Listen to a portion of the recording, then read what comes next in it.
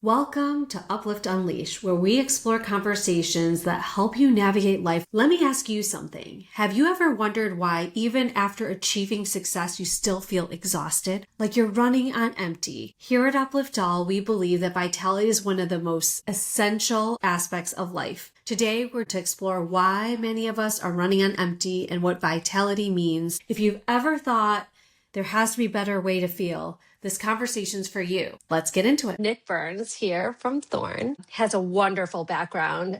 He graduated undergraduate in kinesiology with a focus on research on supplementation and has a master's in psychology, communication, and patient outcomes. He's our strategic account manager at Thorne, and he works with organizations to help individuals to help them take a more personalized science-backed approach to wellness and health. Welcome, Nick. Thanks, Marisa. Glad to be here. Excited to work with UpLift All. Can you talk about just what excites you about our partnership? Yeah, absolutely. It's worth noting I was originally in angel investing. When I see a startup that actually helps partner with other startups, entrepreneurs, founders, and any kind of business person that's just trying to succeed in more than just business, I'm really excited to start this partnership with UpLift All. It is super important. Nick, I would love to just hear about your story on what vitality means to you. Why is it important? And what are the elements of vitality that are crucial to your life today? It's essential. I come from a high performance background. I was an athlete, professional game abroad in Spain. What shows is that, hey, when you're a really high performer in one area, sometimes that can eat away from those other things that you're doing. I think vitality really means to me is we're succeeding not only in what we do, but in everything else in our life. I think that kind of holistic approach with family, in our personal life, in our relationship with spirituality and God, in all those areas is where we see that vitality and kind of that vigor to succeed not only in one, but in all. It's so interesting because we are like kind of polar opposites in a way. Like, I feel like you found vitality very early in life. And I was so focused in academics. My parents didn't tell me working out or fitness wasn't important versus actually getting outside and working out. I would say that I'm in better health now than I was earlier in my life because I finally found vitality and the balance of what vitality means. But I'm curious, let's get real. Yeah. Can you tell us about a time where vitality really struggled for you and you had to figure out, like, how do I regain my energy, not be so burnt out, listen to my body? Yeah, absolutely. I'm a very extroverted person as well. One of the best examples is actually when I went abroad to play in Spain. You move to a whole different world where they only speak Spanish. And yeah, of course, some people speak English, but you kind of become isolated. And I think that's one of the biggest things I would say in terms of vitality is like your relationships with other people are so essential. Your relationships with other people is what keeps you grounded. And the other side too is the relationship with yourself. When I moved to Spain, and to be real and raw, I didn't know a single person. I was alone in a house all day until training. It's a very brutal system and it definitely wears on you in terms of that vitality, like that vigor. When you don't take care of your health on the outside, in the family, friends, and everything like that, then you're not going to be able to perform in what you're doing. I think that's one thing with vitality is everything is influenced by other components of your life. If you were to think about one lesson learned that you keep in mind even to this day, what would it be? Rest and recovery is essential for any type of performance. That's usually the leading cause of burnout. I mean, if you look at professions that see the most burnout, it is because they are continually working all the time. Nurses, teachers, CEOs, they never get a break in terms of what they're doing. They're always working. And so I think that's kind of the big one is continuing to treat your body properly in terms of rest recovery, because the fitness side of things can help increase your vitality, can show you how to be healthier and boost your immune system, boost your heart health, all of those components. But if you're not getting that rest, none of those things are actually building towards health. Nick, I can't agree with you more. I'll just say, from not really working out, my sister teases me to this day, she's a PT, and she's like, I remember when I got my personal training certificate, you said you agreed to be my subject, but you said you didn't want to sweat. And it's so funny now that I actually avidly work out. I love to sweat. Sweating is such a good, healthy thing. But when you say rest and recovery, What I want to just share, even with my story, is like vitality goes up and down. And sometimes I get injured 100%. because I overextended myself. I didn't realize how much help you need, even in rest and recovery, that it's not just you yourself, right? You got to listen to your body. But the things that you use to help you with the rest and recovery is also really important. Do you have any insights there that you'd love to share? Yeah, 100%. And I think that's something that became apparent to me as an athlete because when you're training at that level, you need extras. And I've realized after retiring that that wasn't just an athlete specific thing. Being able to have good quality sleep, we have a couple products, not to, plug Thorne or anything, but having those things, valerian root or a deep sleep complex that allow you to be able to get to sleep at night. That way you can optimize that. Or on the flip side, having things that when you're going through a stressful period, that allow your neurotransmitters to be calm and at the same level, balanced, like we were just talking about that earlier. Because we don't want to get in too much of an excited stance and we don't want to get in too much of like a burnout sense where, we're under excited and not excited about what we're doing in the workplace. So I think continually maintaining that balance, vitality goes up and down, but if we can keep it here consistently, like that's more of the goal in that sense. So, yeah. And do you find that every person is different and they've got to figure out how and what works for them? How would you even get started? Yeah, 100%. And I think that's what Thorne does a really good job of is providing those resources. The biggest thing is looking into and researching on the front side of things. And that's kind of a simple way to say that if you know what works for you, you're going to find out based on how you feel and how you're going to interact with things. So I would say the first thing is to try a couple things and you can do some simple research. I mean, some basics for me, creatine is a phenomenal one. That's actually what I did my research on in undergrad. It's known as an athlete skew.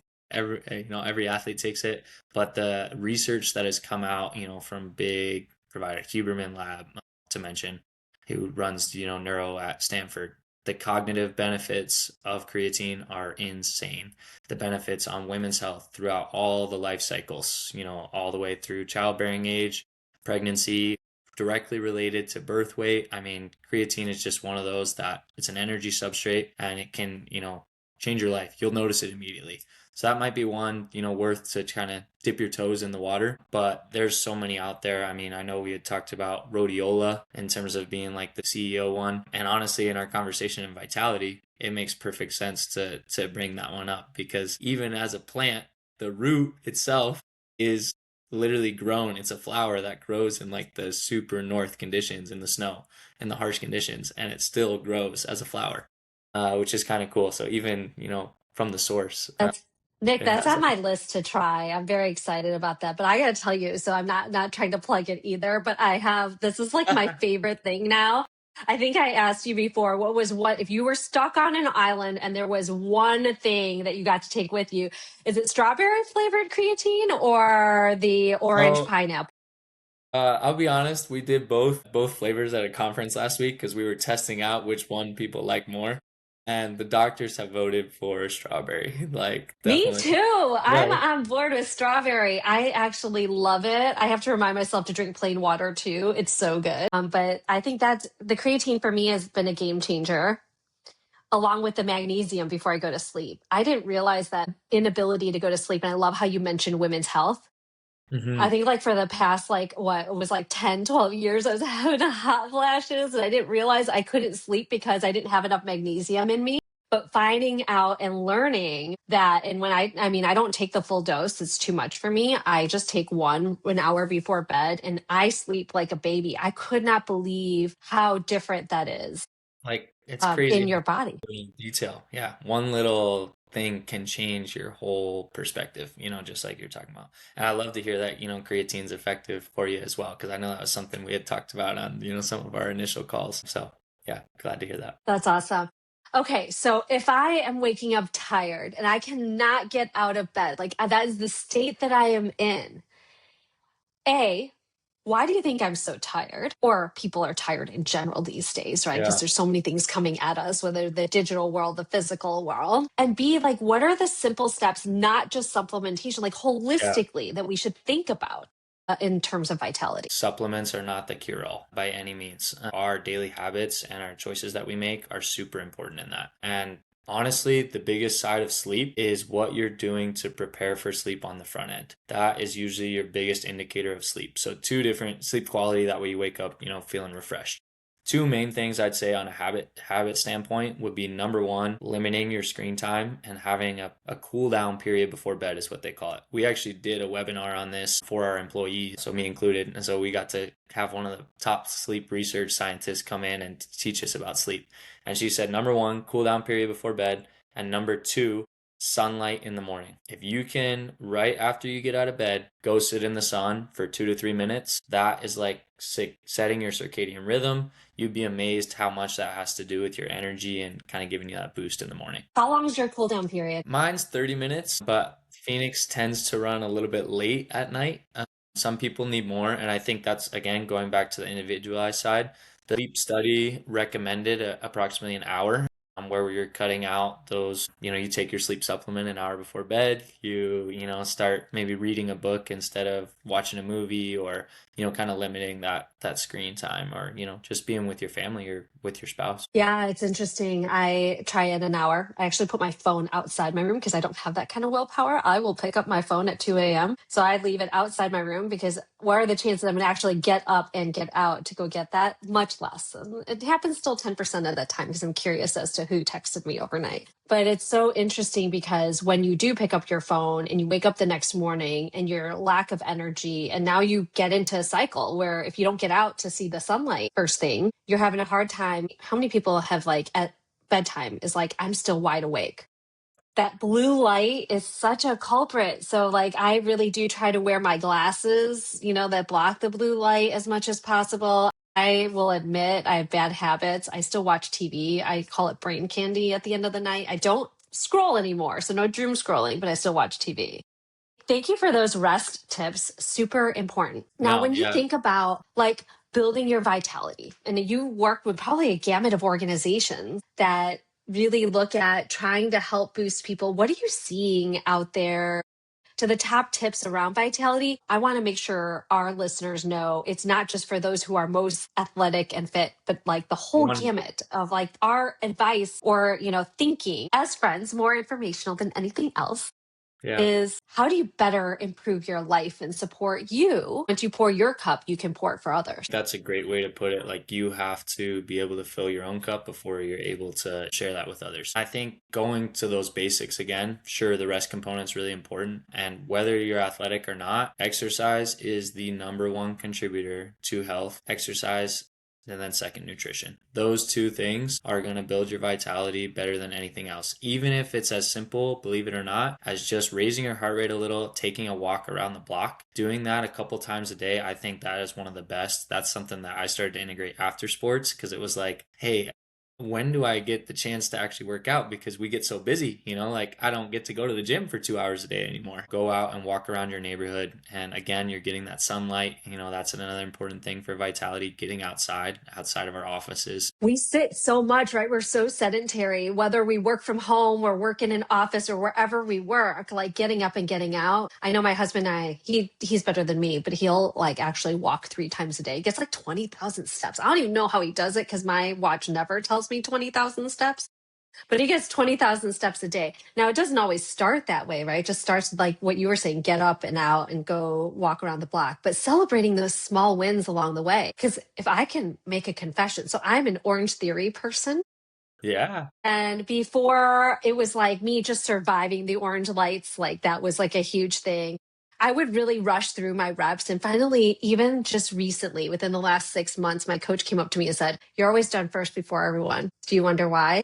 And then I was like, she just triggered me to say, because I used to not want to be called out ever. Nick, I wasn't like you. I wasn't coached by people, so I didn't really understand. I was a perfectionist. I'm a recovering perfectionist. So it was doomsday if the coach corrected me on something. But what I realize now is that they're just asking you to consider better forms to do it, to help you improve. And then as you do it more and more, you have finer grain clarity to how you continue to build your muscle and build your strength. And it's a very individualized thing, not a critical thing. Yeah. That was a game changer for me because I literally thought it was like the kiss of death. The coach talked to me in this session. Yeah. And it's not that at all. It's like maybe my hips were too high in a plank and then I could plank a lot better and my muscles meant less injuries along the way. Bingo. So Yeah. Having that openness is huge. Like being open to correction and working with the people alongside you. Because, I mean, sometimes we all feel like we're the smartest ones in the room. But in all honesty, like you should never feel like the smartest person in the room. You should be able to, take input from everybody. And specifically on the exercise side of things, like you'll notice things that other people are doing. Go and ask them. You'd be amazed how friendly the exercise community is, especially if you haven't been in it before. And like you said, Orange Theory, great. You get your 45 minutes in, you get your 45 minutes out. You got your workout in for the day, and you increased that heart rate. You increased all of those neurotransmitters in your brain. I mean, you really just stimulated your body. Absolutely. I just love the moment. This is what, like, every time I work out, and it varies because some days I'm really tired, and the moment could have been after I walked up very slowly up a very high incline, even. It's not about how much you got done, it's just about how you feel. Do you ever feel that moment of reset in your brain after you work out? It's like the moment occurred. How does Absolutely. that feel Yeah. to you? Healthy like when we're talking about neurotransmitters and like your dopamine releases and all that, like exercise is one of the best for healthy dopamine. And personally, I mean, I can't live without it. If I don't work out for a day or even two, which I'm guilty, like you'll notice it. I'll be like, man, why am I so tired? And that's another reason, again, on the vitality side. You just exercise, sleep, it all goes together. And that's where, yeah, I think you'll notice those changes for sure by doing that. And just to plug as well, specifically for women's health, I know a lot of women are kind of afraid to go into the weight room and stuff like that. But weight training in terms of vitality and healthy longevity is huge. So even, and people joke, the 5 pound weights, at Pilates or whatever, those do it. Like that's weight training. So, Well, you can like start at 5, but you got to keep moving exactly. up. You don't ever have to be afraid, but don't ever be afraid of weight training and in sense like bulkiness or anything like that. Like that's not real. It's healthy to have those strong bones and really healthy for longevity for women. We all start out somewhere, whether it's 2 pounds, 3 pounds, 5 pounds, we start out Exactly. somewhere. But I got to share with you, my OTF coach this week was very proud of me because I was doing ab work with 30-pound weights in each hand this week. And I challenged myself to do it. I was like, I wonder if I could do this. And I had good form too. So there you go. Okay. Nick, Virtual high five. I love, yeah, what's that? Virtual high five.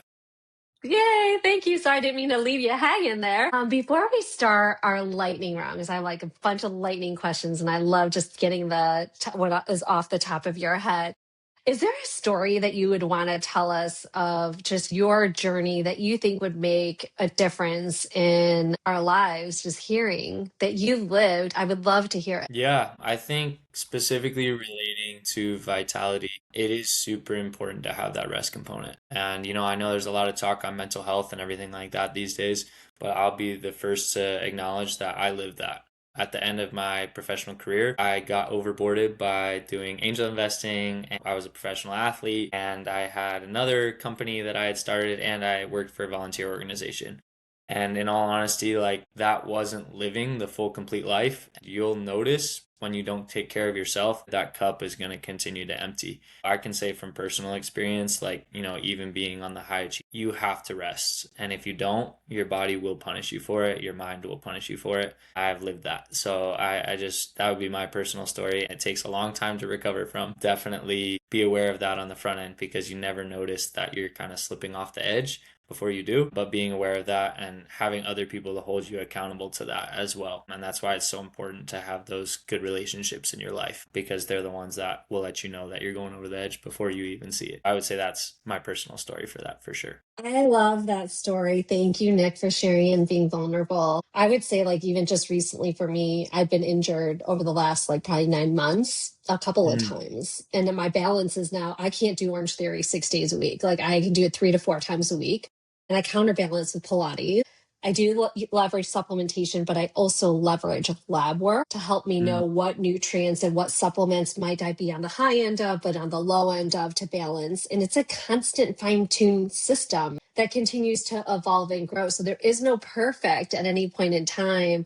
I love that vitality is a journey that's always evolving, just like your authentic self, right? You think about who you were yesterday is not who you are today, and it is not who you are going to be tomorrow. 100. Are you ready for lightning round? Yeah, let's do it. Okay. What is vitality? If you were to complete my sentence, vitality is? Vitality is the balance between high performance and a long, enjoyable life. Okay. The biggest energy thief is? I gotta say two, sleep and exercise. They go hand in hand. If you don't have either one of those, you're screwed. Yeah. Okay. One habit I wish everyone would stop ignoring. Lightning. Doom scrolling. I think social media has taken over, and I don't think people are paying attention to that at all. I agree. +1 on that. All right. You feel most alive when? When your life is at risk. When you're whitewater rafting, or when you are on cliffs, or doing some crazy canyoneering. I think sometimes you need that little bit of excitement to let you know that you're alive. What is one simple thing someone can do to bring more energy to their own lives and to the people around them? Taking care of yourself. I think exercise will bring that energy into your life. You'll notice you'll bring people along with you in that journey. Don't try and do it by yourself. Bring one of your friends that needs to do it too, or, go join a friend that's already doing it. I think, it's meant to be collaborative. We're not meant to do this life alone. So I love that. Parting words, Nick, from your perspective and what you hope our UpLift All community takes away from this episode and our partnership together. I hope that in some small way we've learned a couple things that, can benefit us, and we're not going to be able to implement them all at once. We always held ourselves to this high standard, but, being able to live our life to the fullest. Life isn't about work. It's about family. It's about friends. It's about having a larger purpose in this world. And I'm glad that, today my purpose was being able to share a little bit of some healthy tips and supplements. Look forward to, Thorne's partnership. And, if you ever have questions, reach out to the UpLift All team. We're happy to help with that partnership. And there's so many resources online. And Thorne is a great one that has those resources where you can really learn a lot about your health. And so just want to plug that as well. Nick, first of all, thank you. Thank you for being on the UpLift All journey with us. I actually feel much gratitude and feel blessed that we have connected. I just not only know what a wonderful organization Thorne is and the quality and the testing of its supplements that is trustworthy. That's why we have decided to be in partnership. But you as a human, just love your story, love the studies that you've had. And for you to have found your passion and your calling so early and to share your journey with us, we are so grateful to hear your story today, some of your tips on life and longevity. Thank you. Thank you, Marisa, for having me. Thanks to the UpLift All community. I'm excited to see, where you guys go and what you do. UpLift All, we help people gain clarity about who they are, what matters most, and how they want to live. And at Thorne, they're helping with people better understand their health so they have vitality, resilience, and confidence to live a full life. And together, we believe that knowing what matters most is only a part of the journey. You also need capacity to live it.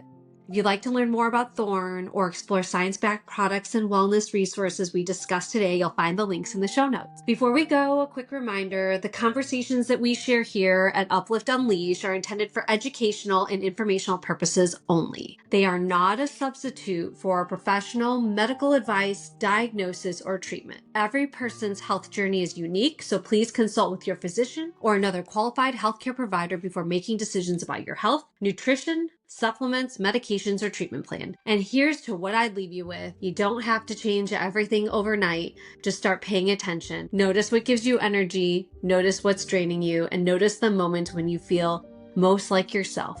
Because the quality of life is shaped by the choices you make and the attention you give them. Thank you for spending time with us today. If today's conversation resonates with you, subscribe, leave a review, and share this episode with someone who could use a little more vitality in their life. Until next time, know what matters and live it, because when you take care of yourself, the world gets to see the best version of you.